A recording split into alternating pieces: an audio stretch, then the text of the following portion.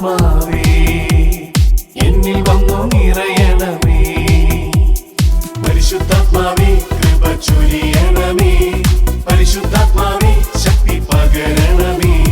പരിശുദ്ധാത്മാവേ കൃപ ചൊരിയണമേ. പരിശുദ്ധാത്മാവേ ശക്തി പകരണമേ.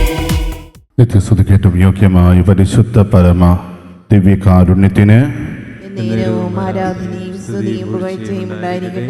നിത്യസ്തുതിക്കേറ്റവും യോഗ്യമായ പരിശുദ്ധ പരമ ദിവ്യകാരുണ്യത്തിന് നിത്യസ്തുതിക്കേറ്റവും യോഗ്യമായ പരിശുദ്ധ പരമ ദിവ്യകാരുണ്യത്തിന് സ്നേഹമുള്ളവരെ, നാം കൃപയുടെ സമയത്തിലേക്ക് പ്രവേശിക്കുമ്പോൾ നമ്മുടെ ഓരോരുത്തരും ജീവിതത്തിലേക്ക് കർത്താവ് ചൊരിഞ്ഞ എല്ലാ അനുഗ്രഹങ്ങളെയും ഓർത്ത് നമുക്ക് പ്രത്യേകം നന്ദി അർപ്പിക്കാം. കർത്താവ് അറിയാതെ നമ്മുടെ ഓരോരുത്തരെയും ജീവിതത്തിൽ ഒന്നും നടക്കുന്നില്ല. കർത്താവ് നമ്മളെ സ്നേഹിക്കുന്നു, നമ്മളെ സംരക്ഷിക്കുന്നു, നമ്മളെ ഓരോരുത്തരെയും വഴി നടത്തുന്നു. ആ നല്ലവനായ തമ്പുരാൻ്റെ മുമ്പിൽ എന്നും നന്ദി നിറഞ്ഞ ഹൃദയത്തോടു കൂടെ ആയിരിക്കുവാൻ വേണ്ട കൃപയ്ക്ക് വേണ്ടി നമുക്ക് ഈ കരുണയുടെ തിരുമണിക്കൂറിൽ പ്രത്യേകം പ്രാർത്ഥിക്കാം. നമ്മളെല്ലാവരെയും വീണ്ടെടുത്ത നിമിഷങ്ങളാണ്. പാപത്തിൻ്റെ പടുകുഴിയിൽ വീണുപോയ മനുഷ്യകുലത്തെ മുഴുവൻ തൻ്റെ ജീവൻ കൊണ്ട് വീണ്ടെടുത്ത നിമിഷങ്ങൾ. ആ നിമിഷങ്ങളിൽ നാം ഓരോരുത്തരുമായിരിക്കുമ്പോൾ കർത്താവ് നമ്മളോട് കാണിച്ച ആ വലിയ സ്നേഹം, അത് എപ്രകാരമാണ് നമ്മുടെ ഓരോരുത്തരും ജീവിതത്തിൽ നിലനിർത്തേണ്ടത് എന്ന് നമുക്ക് ചിന്തിക്കാം. ഈ ലോകത്തെ രക്ഷിക്കുവാൻ വേണ്ടി പിതാവായ ദൈവം തീരുമാനമെടുക്കുമ്പോൾ ആ ഒരു പദ്ധതി ഈ ഭൂമിയിൽ നിറവേറ്റിയത് എപ്രകാരമാണ് എന്ന് ഇന്നത്തെ ഈ ഒരു തിരുവചനത്തിലൂടെ നമുക്ക് മനസ്സിലാക്കുവാൻ പരിശ്രമിക്കാം. ലൂക്കായുടെ സുവിശേഷം 1-ാം അധ്യായം 26 മുതൽ 38 വരെയുള്ള തിരുവചനങ്ങൾ വായിച്ച് നമുക്ക് ധ്യാനിക്കാം. 6-ാം മാസം ഗബ്രിയേൽ ദൂതൻ ഗലീലയിൽ നസ്രത്ത് എന്ന പട്ടണത്തിൽ ദാവീദിന്റെ വംശത്തിൽപ്പെട്ട ജോസഫ് എന്നു പേരായ പുരുഷനുമായി വിവാഹ നിശ്ചയം ചെയ്തിരുന്ന കന്യകയുടെ അടുത്തേക്ക് ദൈവത്താൽ അയക്കപ്പെട്ടു. അവളുടെ പേര് മറിയം എന്നായിരുന്നു. ദൂതൻ അവളുടെ അടുത്ത് വന്ന് പറഞ്ഞു, ദൈവകൃപ നിറഞ്ഞവളെ സ്വസ്തി, കർത്താവ് നിന്നോട് കൂടെ. ഈ വചനം കേട്ട് അവൾ വളരെ അസ്വസ്ഥയായി. എന്താണ് ഈ അഭിവാദനത്തിൻ്റെ അർത്ഥമെന്ന് അവൾ ചിന്തിച്ചു. ദൂതൻ അവളോട് പറഞ്ഞു, മറിയമേ, നീ ഭയപ്പെടേണ്ട. ദൈവസന്നിധിയിൽ നീ കൃപ കണ്ടെത്തി ഇരിക്കുന്നു. നീ ഗർഭം ധരിച്ച് ഒരു പുത്രനെ പ്രസവിക്കും. നീ അവന് യേശു എന്ന് പേരിടണം. അവൻ വലിയവനായിരിക്കും, അത്യുന്നതൻ്റെ പുത്രൻ എന്ന് വിളിക്കപ്പെടും. അവൻ്റെ പിതാവായ ദാവീദിന്റെ സിംഹാസനം ദൈവമായ കർത്താവ് അവന് കൊടുക്കും. യാക്കോബിൻ്റെ ഭവനത്തിന്മേൽ അവൻ എന്നേക്കും ഭരണം നടത്തും. അവൻ്റെ രാജ്യത്തിന് അവസാനം ഉണ്ടാകുകയില്ല. മറിയ ദൂതനോട് പറഞ്ഞു, ഇതെങ്ങനെ സംഭവിക്കും? ഞാൻ പുരുഷനെ അറിയുന്നില്ലല്ലോ.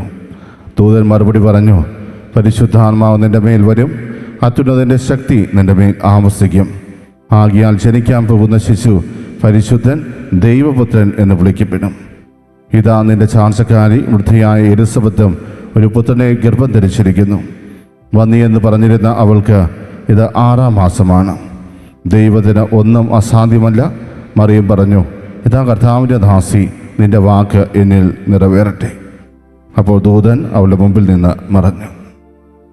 പ്രിയമുള്ളവരെ, ഈ ദിവസങ്ങളിൽ കൂടുതലായി വായിക്കുന്ന ഒരു വചനഭാഗമാണ് ഇത് നമ്മൾ വിചിന്തനത്തിന് വേണ്ടി എടുത്തിരിക്കുക. കർത്താവ് നമ്മോട് കാണിച്ച കരുണ എപ്രകാരമായിരുന്നു എന്നത് ഈ ഒരു വചനഭാഗത്തിലൂടെ വെളിവാക്കപ്പെടുന്നുണ്ട്. തൻ്റെ ജനത തന്നിൽ നിന്നും അകന്നു പോയപ്പോൾ അവരെ എപ്രകാരമാണ് താൻ രക്ഷിക്കേണ്ടത് എന്ന് പിതാവായ ദൈവത്തിന് കൃത്യമായ പദ്ധതികൾ ഉണ്ടായിരുന്നു. ആ പദ്ധതിയുടെ ഭാഗമായി തൻ്റെ കരുണയുടെ മുഖം അത് മനുഷ്യപുത്രനായി ഈ ഭൂമിയിൽ അവതരിക്കണം എന്ന് കർത്താവ് തീരുമാനമെടുത്തു. അതുകൊണ്ട് തന്നെ ദൈവത്തിൻ്റെ കരുണ വെളിവാക്കപ്പെടുന്ന അവിടുത്തെ സ്നേഹം തീർച്ചയായും മറിയത്തിൻ്റെ ജീവിതത്തിലുണ്ടായിരുന്നു. മറിയത്തെ ഗബ്രിയേൽ ദൂതൻ സന്ദർശിക്കുമ്പോൾ മറിയത്തോട് ഗബ്രിയേൽ ദൂതൻ ആദ്യമേ പറയുന്ന ഒരു കാര്യം ഇതാണ്, ദൈവകൃപ നിറഞ്ഞവളെ സ്വസ്തി, കർത്താവ് നിന്നോട് കൂടെ. ദൈവത്തിൻ്റെ കൃപയും സ്നേഹവും ധാരാളമായി അനുഭവിച്ചവളാണ് പരിശുദ്ധ കന്യകാമറിയം. മാത്രമല്ല, അവളോട് കൂടെ ദൈവത്തിൻ്റെ സാന്നിധ്യമുണ്ടായിരുന്നു. തൻ്റെ തിരുസുതന് ഈ ലോകത്തിലേക്ക് കടന്നു വന്ന് ജനിക്കുവാൻ തീർച്ചയായും ആ ദൈവം മറിയത്തെ തൻ്റെ സ്നേഹത്തിൻ്റെ സംരക്ഷണ വലയത്തിൽ കൊണ്ടു നടന്നു എന്ന് വേണമെങ്കിൽ നമുക്ക് പറയാം. ജവാക്കീമിനെയും അന്നയെയും മറിയത്തിൻ്റെ മാതാപിതാക്കളായി ദൈവം തിരഞ്ഞെടുക്കുമ്പോൾ തൻ്റെ തിരുസുതന് ഈ ലോകത്തിൽ ജനിക്കാൻ പറ്റിയ ഒരു ഇടമായി അവളുടെ ഉദരത്തെ മാറ്റുവാൻ കർത്താവിന് സാധിച്ചു. ആ മാതാപിതാക്കളിലൂടെ പ്രാർത്ഥനയുടെ ശക്തി എന്താണെന്ന് തിരിച്ചറിയുവാൻ പരിശുദ്ധ കന്യകാമറിയത്തിന് സാധിച്ചിരുന്നു. നിരന്തരം പ്രാർത്ഥനയിലൂടെയും പരിത്യാഗത്തിലൂടെയും മുന്നോട്ട് പോയിരുന്ന ആ മറിയത്തിൻ്റെ ജീവിതത്തിൽ ദൈവത്തിൻ്റെ കൃപ ധാരാളമായി വർഷിക്കപ്പെട്ടിരുന്നു എന്നാണ് ആ ഗബ്രിയേൽ ദൂതൻ്റെ അഭിവാദനത്തിലൂടെ നമുക്ക് മനസ്സിലാക്കുവാൻ സാധിക്കുക. ദൈവസ്നേഹത്തിൻ്റെയും ദൈവത്തിൻ്റെ കരുണയുടെയും മുഖമായി ദൈവത്തിൻ്റെ തിരുസുതൻ ഈ ലോകത്തിലേക്ക് കടന്നു വരുവാൻ വേണ്ടി മറിയം അങ്ങനെ തന്നെ സമർപ്പിക്കുന്ന ഒരു രംഗം നമ്മൾ ഇന്ന് ഈ തിരുവചനത്തിൽ വായിക്കുകയുണ്ടായി.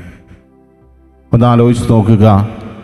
വിവാഹപ്രായമായിരുന്ന, അതും വിവാഹ നിശ്ചയം പോലും കഴിഞ്ഞിരുന്ന ഒരു പെൺകുട്ടിയുടെ അടുത്തേക്കാണ് ഗബ്രിയേൽ ദൂതൻ ഈ ഒരു വാർത്തയുമായി കടന്നു വന്നത്.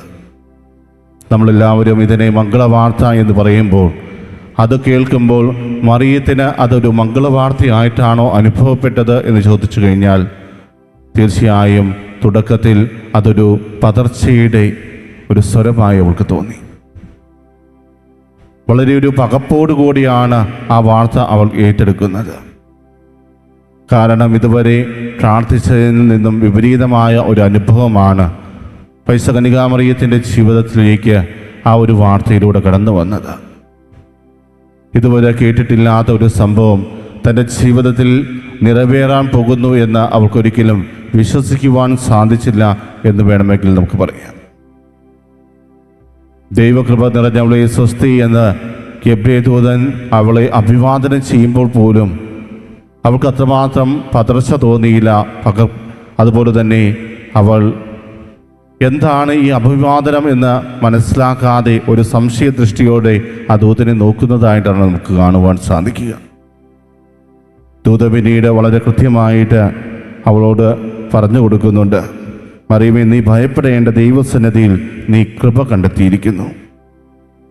നീ ഗർഭം ധരിച്ച് ഒരു പുത്രനെ പ്രസവിക്കും, നീ അവന് യേശു എന്ന് പേരിടണം. അവളുടെ മനസ്സിൻ്റെ ആകുലതകളും അവളുടെ ചിന്താക്കുഴപ്പവും എല്ലാം മനസ്സിലാക്കിക്കൊണ്ട് ദൈവദൂതൻ അവളെ ആശ്വസിപ്പിക്കുന്ന ഒരു രംഗം. ആ ഒരു പെൺകുട്ടിയെ സംബന്ധിച്ച് ഇതെങ്ങനെ സംഭവിക്കുമെന്ന് പോലും അറിയാത്ത ഒരു അവസ്ഥയാണ്. ഇപ്പോൾ ദൂതൻ അവളോട് നീ ഒരു പുത്രനെ പ്രസവിക്കുമെന്ന് പറയുമ്പോൾ ഇതുപോലും എങ്ങനെയാണ് സംഭവിക്കാൻ പോകുന്നത്, ഞാൻ പുരുഷനെ അറിയുന്നില്ലല്ലോ എന്ന ഒരു നിഷ്കളങ്കമായ ഒരു മറുചോദ്യമാണ് അവൾ അവിടെ ചോദിക്കുന്നത്. ഒന്ന് ആലോചിച്ച് നോക്കുക. ദൈവത്തിൻ്റെ പദ്ധതികൾ പലപ്പോഴും നമുക്ക് കൃത്യമായിട്ട് മനസ്സിലാക്കാൻ സാധിക്കാറുണ്ടോ? എൻ്റെയും നിങ്ങളുടെയും ജീവിതത്തിൽ ദൈവം എപ്രകാരമാണ് പ്രവർത്തിക്കാൻ പോകുന്നത് എന്ന് കൃത്യമായിട്ട് നിർവചിക്കുവാൻ നമുക്ക് സാധിക്കാറുണ്ടോ? പല അവസരങ്ങളിലും ഇതിലൂടെ ദൈവം എന്താണ് ചെയ്യാൻ ആഗ്രഹിക്കുന്നത് എന്ന് തിരിച്ചറിയാതെ പകച്ചു നിൽക്കുന്ന ഒത്തിരിയേറെ അനുഭവങ്ങൾ നമ്മുടെ ഓരോരുത്തരുടെയും ജീവിതത്തിൽ ഉണ്ടായിട്ടില്ലേ?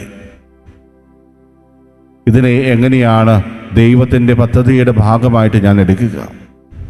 പലപ്പോഴും നമ്മുടെ ജീവിതത്തിലേക്ക് കടന്നു വരുന്ന ദുരിതങ്ങൾ കാണുമ്പോൾ നമ്മൾ ചോദിക്കുന്ന ഒരു ചോദ്യമാണ്, ഈ ദുരന്തങ്ങളുടെ വെളിച്ചത്തിൽ ഞാൻ എപ്രകാരമാണ് ഈ ദൈവത്തിൻ്റെ പദ്ധതിയെക്കുറിച്ച് പ്രഘോഷിക്കുക? മറിയത്തിൻ്റെ ജീവിതത്തിൽ നടക്കുന്നതും അതുപോലെയുള്ള ഒരു സംഭവമല്ലേ? വിവാഹ നിശ്ചയം കഴിഞ്ഞിരിക്കുന്ന ഒരു പെൺകുട്ടിയുടെ ജീവിതത്തിൽ ആരും ആഗ്രഹിക്കാത്ത ഒരു വാർത്തയുമായി ദൈവദൂതൻ കടന്നു വന്നപ്പോൾ എന്തു പറയണമെന്ന് പോലും അറിയാതെ വളരെ നിഷ്കളങ്കമായി ഇതെങ്ങനെ സംഭവിക്കും, ഞാൻ പുരുഷനെ അറിയുന്നില്ലല്ലോ എന്ന് അവൾ പറയുമ്പോൾ പ്രിയമുള്ളവരെ, ഇത് എപ്രകാരമാണ് സംഭവിക്കാൻ പോകുന്നത് എന്ന് വളരെ വ്യക്തമായിട്ട് ദൂതൻ അവളോട് പറഞ്ഞു കൊടുക്കുന്നുണ്ട്. പരിശുദ്ധാത്മാവ് നിന്റെ മേൽ വരും, അത്യുന്നതിൻ്റെ ശക്തി നിന്റെ മേൽ ആവസിക്കും. ആകയാൽ ജനിക്കാൻ പോകുന്ന ശിശു പരിശുദ്ധൻ, ദൈവപുത്രൻ എന്ന് വിളിക്കപ്പെടും. അവളുടെ നിഷ്കളങ്കമായ ആ ചോദ്യത്തിന് ഉത്തരമായി ദൈവദൂതൻ വളരെ വ്യക്തമായി അവളോട് പറയുകയാണ്, പരിശുദ്ധാത്മാവിൻ്റെ പ്രവർത്തനമാണിതെന്ന്. പരിശുദ്ധാത്മാവ് നിന്റെ മേൽ കടന്നു വരുമെന്ന് പറയുമ്പോൾ അവളുടെ ഈ കടന്നു വരാൻ പോകുന്ന ശക്തിയുടെ വലിപ്പമാണ് അവിടെ ആ ദൂതൻ എടുത്തു കാണിക്കുക. മാത്രമല്ല, നിന്റെ ഉദരത്തിൽ കടന്നു വന്നിരിക്കുന്നത് വെറുമൊരു വ്യക്തിയല്ല, ദൈവപുത്രൻ തന്നെയാണ് എന്ന ഒരു ബോധ്യം അതിലൂടെ അവൾക്ക് പകർന്നു കൊടുക്കുന്നുണ്ട്. പ്രിയമുള്ളവരെ, ഇവിടെ കർത്താവ് എപ്രകാരമാണ് നമ്മുടെ ഓരോരുത്തരുടെയും ജീവിതത്തിൽ അവിടുത്തെ വലിയ കരുണ കാണിക്കുന്നത് എന്നാണ് നമ്മൾ ചിന്തിക്കേണ്ടത്. ഇതുവരെ കേട്ടിട്ടില്ലാത്തൊരു സംഭവത്തിലൂടെ ദൈവം തന്നെ മനുഷ്യനായി അവതരിച്ചുകൊണ്ട് തൻ്റെ ജനതയെ വീണ്ടും സ്വന്തമാക്കുവാൻ പരിശ്രമിക്കുന്നു. അവരെ നശിപ്പിക്കുവാൻ സാധിക്കുമായിരുന്നിട്ടും അതിനൊന്നും തുനിയാതെ കർത്താവ് എന്താണ് ചെയ്യുന്നത്? വീണ്ടും അവരെ ഏറ്റെടുക്കുവാൻ തയ്യാറാവുകയാണ്. അവരുടെ ജീവിതത്തിലേക്ക് ഒത്തിരിയേറെ അനുഗ്രഹങ്ങൾ ഭക്ഷിച്ചിട്ടും അവർക്ക് ആവശ്യമായതെല്ലാം നൽകിയിട്ടും വാഗ്ദത്ത ദേശത്തേക്ക് അവരെ കൊണ്ടുചെന്നിട്ടും വീണ്ടും വീണ്ടും പാപം ചെയ്ത് തന്നിൽ നിന്ന് അകന്നു പോകുന്ന ഒരു ജനത്തെയാണ് ഇതുവരെ കർത്താവ് കണ്ടുകൊണ്ടിരിക്കുന്നത്. വേണമെങ്കിൽ ഏത് നിമിഷവും അവരെ കർത്താവിനെ നശിപ്പിക്കാമായിരുന്നു. പക്ഷേ അവരെ നശിപ്പിക്കാനല്ല, മറിച്ച് വീണ്ടും തന്നിലേക്ക് അടുപ്പിക്കുവാനാണ് അവിടുന്ന് ആഗ്രഹിച്ചത്. അതുകൊണ്ടാണ് ദൈവം തന്നെ തീരുമാനമെടുത്തത്, മനുഷ്യരുടെ ഇടയിലേക്ക് ഞാൻ തന്നെ കടന്നു വരുമെന്ന്. അങ്ങനെ ദൈവപുത്രൻ ഈ ലോകത്തിലേക്ക് കടന്നു വരുമ്പോൾ അതിന് വഴിയൊരുക്കുന്നവളായിട്ട് കന്യകാമറിയം മാറുകയാണ്.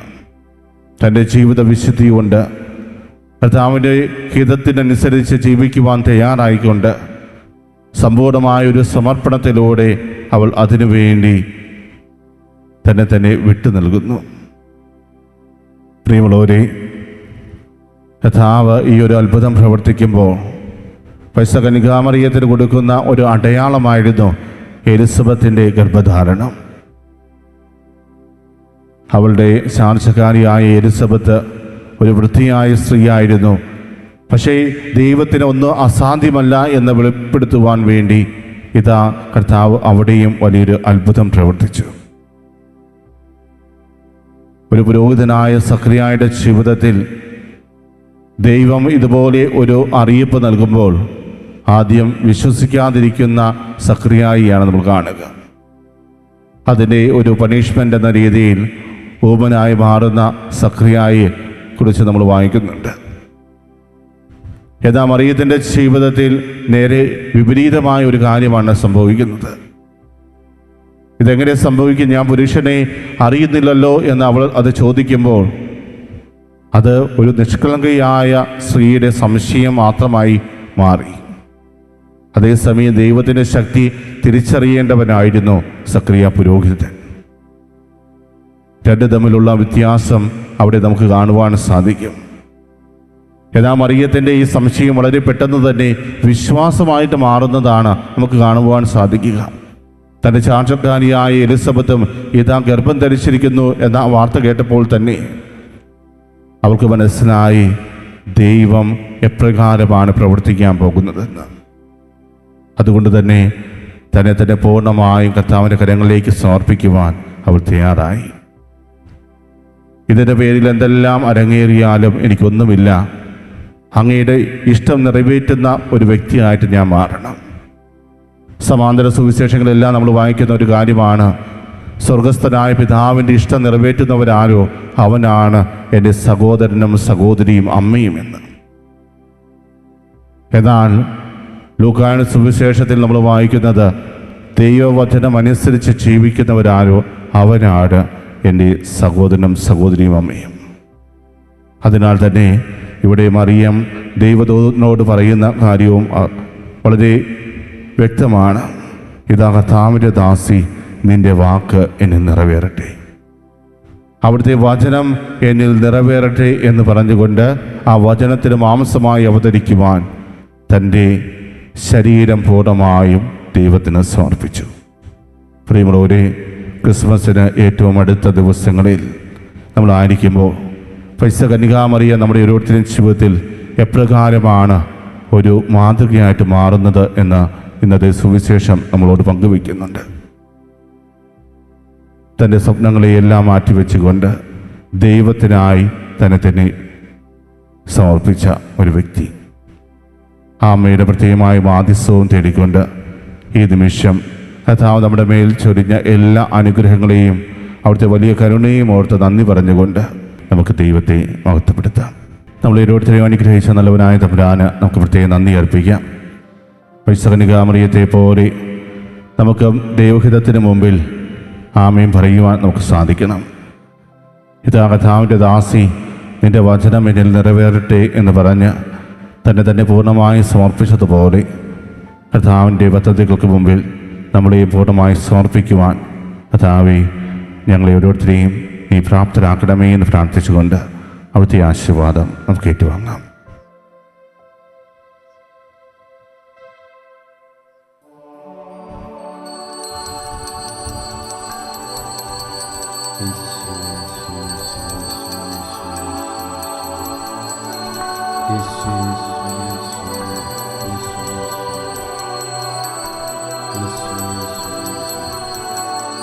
പരിശുദ്ധ പരമമാ ദിവ്യകാരുണ്യമേ, എന്നുമെന്നും അങ്ങേക്കാരാധന.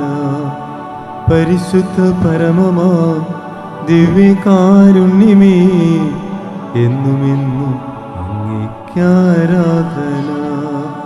പരിശുദ്ധ പരമമാ ദിവ്യകാരുണ്യമേ, എന്നുമെന്നും അങ്ങേക്കാരാധന.